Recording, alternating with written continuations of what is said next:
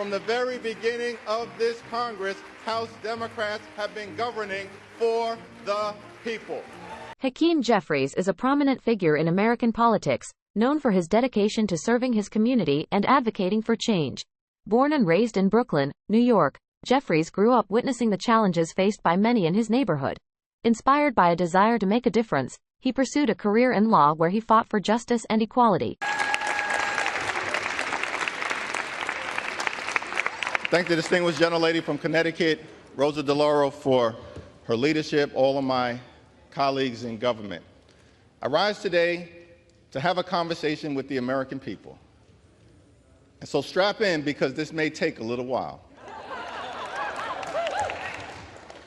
We want to talk about why we are here at this moment on the brink of a shutdown that was entirely unavoidable and has been brought to us by the extreme MAGA Republicans, who have decided that rather than pursue the normal legislative process of trying to find common ground, not as Democrats or independents or Republicans, but as Americans, rather than try to pursue policy achievements through the normal legislative process, that they want to threaten the American people with a shutdown, to try to drive your extreme agenda down the throats of the American people. Why are we here at this moment on the brink of a catastrophic shutdown that will hurt everyday Americans, hurt children, hurt families, hurt older Americans, hurt veterans, and hurt the economy? Why are we at this moment when from the very beginning we have said that there's an opportunity to come together in a bipartisan way consistent with the spending agreement that House Republicans themselves negotiated. And from the beginning of this process, we've said nothing more, nothing less. Simply keep your word. Jeffries then transitioned into politics, running for office to amplify the voices of those he had long fought for. Placing Nancy Pelosi, who is 82 years old. On CNN, Jeffries said he looks forward to working with Republicans who just narrowly won control of the House in this year's midterms. I haven't had a conversation with Leader McCarthy recently. I look forward to working whenever and wherever possible, however, Jake, with the entire House Republican Conference and the leadership team to find common ground to get things done for everyone. Elected to represent New York's 8th congressional district, he quickly made a name for himself as a passionate advocate for criminal justice reform, affordable health care, and economic opportunities for all. Throughout his career, Jeffries has been a vocal proponent of bipartisan cooperation, seeking common ground to address the pressing issues facing the nation. His skill in negotiation and his ability to build bridges across party lines have earned him respect from colleagues on both sides of the aisle. We've been very honest in our assessment of the situation from the very beginning, including in the declaration that I made in late February. And at the appropriate time, as House Democrats, we will have a conversation about how to deal with any hypothetical motion to vacate, which at this point hasn't been noticed. Moscow, Marjorie Taylor Greene, Massey, and Gosar are quite a group, and I'm sure that will play some role in our conversation. But central to the conversation, the prerequisite to the conversation, is to make sure that the national security legislation in totality is passed by the House of Representatives. Jeffries' story is one of perseverance, determination, and a steadfast commitment to creating a better future for all Americans. By never losing sight of the struggles faced by his community and remaining dedicated to his principles, he has become a leading voice in the fight for a more just and equitable society. Madam Clerk, Whip Clark, distinguished members of the House Democratic Caucus and the House Republican Conference, it's my high honor and distinct privilege to finally be able to welcome all of you to the 118th Congress.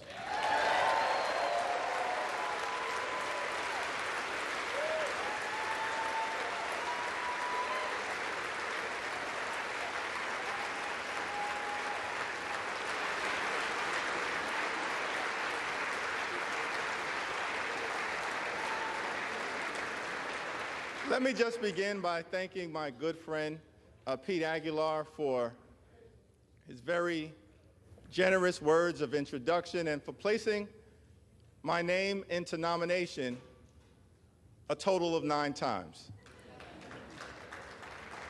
And I also want to thank my other colleagues from the Democratic caucus for your generous words of nomination as well. Jim Clyburn, Catherine Clark, Ted Lieu, Dean Phillips, Joe Neguse, and Veronica Escobar. I also want to thank my colleagues, my friends in the House Democratic caucus for your perseverance, for your strength, for your friendship, for your unanimity of purpose, and for your unanimous support.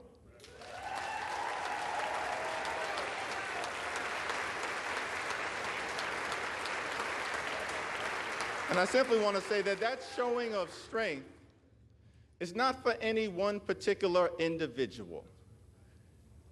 It will be a showing of strength throughout the 118th Congress, unanimity of purpose on behalf of the American people.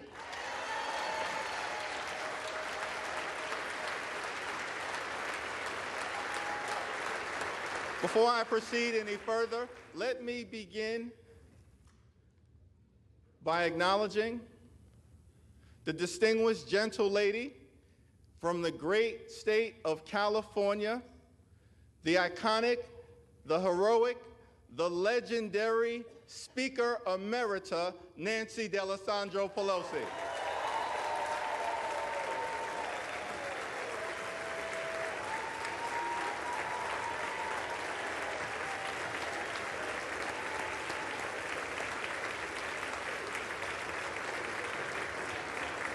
And without question in my mind, Speaker Emerita Pelosi will go down in history as the greatest speaker of all time. Throughout her time in Congress, she's been a legendary legislator, a fabulous facilitator, and a no-nonsense negotiator. We know that Nancy Pelosi is a woman of faith, a loving wife, a mother of 5, a grandmother of 9, a defender of democracy, a voice for the voiceless, and a powerful champion for the children, the climate, Charm City, California, the caucus, the Congress, the country, and the Constitution. Thank you, Madam Speaker, for all that you have done. It's an honor to stand on your broad shoulders, as well as the shoulders of the great Steny Hoyer and the great Jim Clyburn, 2 consequential leaders in their own right.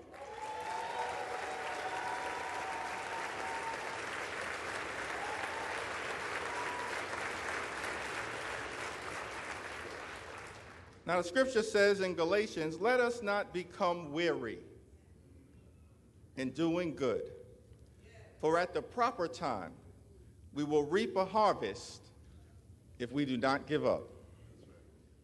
Over the last 2 years, House Democrats, in partnership with President Biden and our colleagues in the Senate, have been hard at work on behalf of the American people, getting big things done.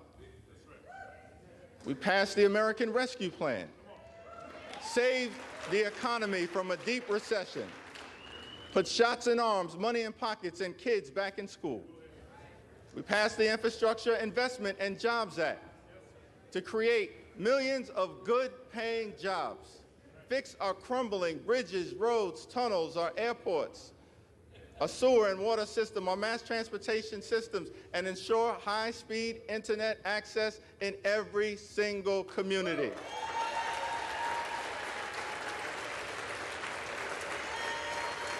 We passed gun safety legislation for the first time in 30 years that will save lives and make our communities safer.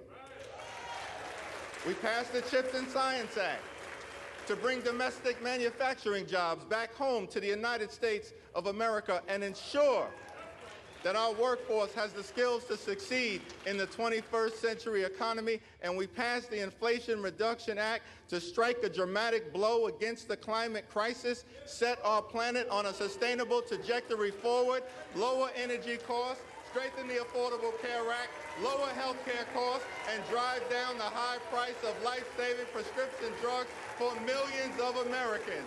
It was one of the most consequential Congresses in American history. President Biden gets the job done, and the D in Democrat stands for deliver.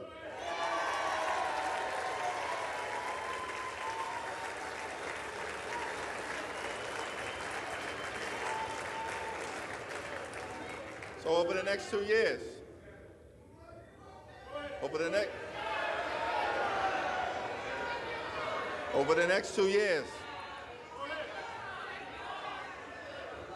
as we begin this 118th Congress, let us continue to fight for lower costs. Let us continue to fight in this Congress for better paying jobs. Let us continue to fight in this Congress for safer communities. Let us continue to fight in this Congress to defend democracy. Let us continue to fight in this Congress to put and protect the public interest. Let us continue to fight in this Congress for economic opportunity in every single zip code. And let us continue to fight in this Congress for reproductive freedom.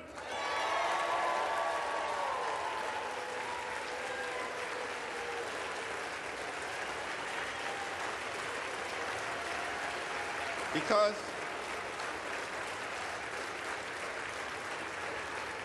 as Democrats, we do believe in a country for everyone.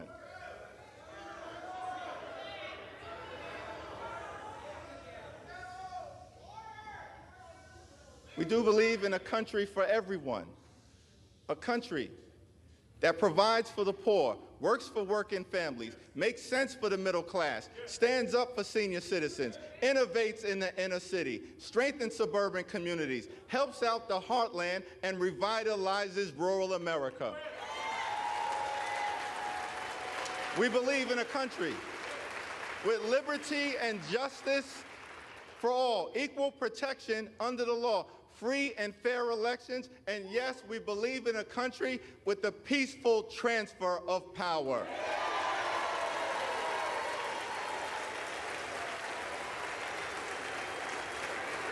We believe that in America, our diversity is a strength. It is not a weakness. An economic strength, a competitive strength, a cultural strength. Our diversity is a strength. It is not a weakness. We are a gorgeous mosaic of people from throughout the world. As John Lewis would sometimes remind us on this floor, we may have come over on different ships, but we're all in the same boat now. We are white, we are black, we are Latino, we are Asian, we are Native American, we are Christian, we are Jewish, we are Muslim, we are Hindu, we are religious, we are secular, we are gay, we are straight, we are young, we are older, we are women, we are men, we are citizens, we are dreamers. Out of many, we are one. That's what makes America a great country. And no matter what kind of haters are trying to divide us, we're not going to let anyone take that away from us. Not now, not ever. This is the United States of America, a land of opportunity. The fact that I'm able to stand up here today is another data point in that narrative. I was born in Brooklyn Hospital, raised in a working class neighborhood in Crown Heights, grew up in the Cornerstone Baptist Church, started off in the cradle roll department, somehow survived the violence of the crack cocaine epidemic and wound up here in the United States Congress as the highest-ranking Democrat in the House of Representatives. America, truly a land of opportunity. Government of the people, by the people, and for the people. So on this first day, let us commit to the American dream, a dream that promises that if you work hard and play by the rules, you should be able to provide a comfortable living for yourself and for your family, educate your children, purchase a home, and one day retire with grace and dignity. Let us commit on this first day to lift up the American dream for every single person in this nation.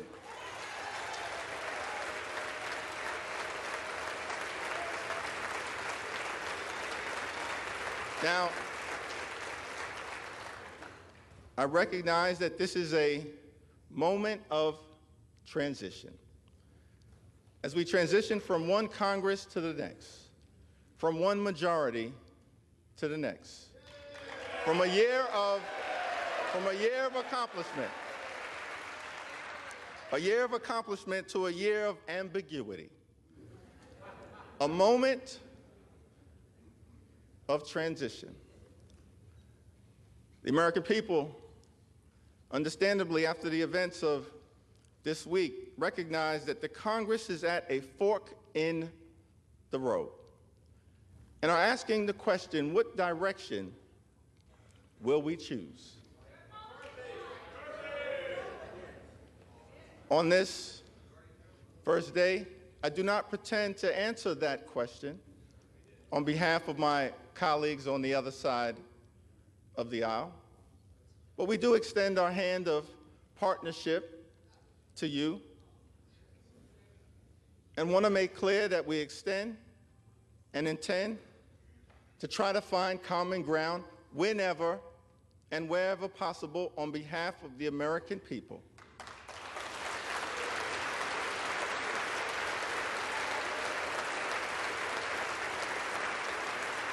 Not as Democrats, not as Republicans, not as independents, but as Americans.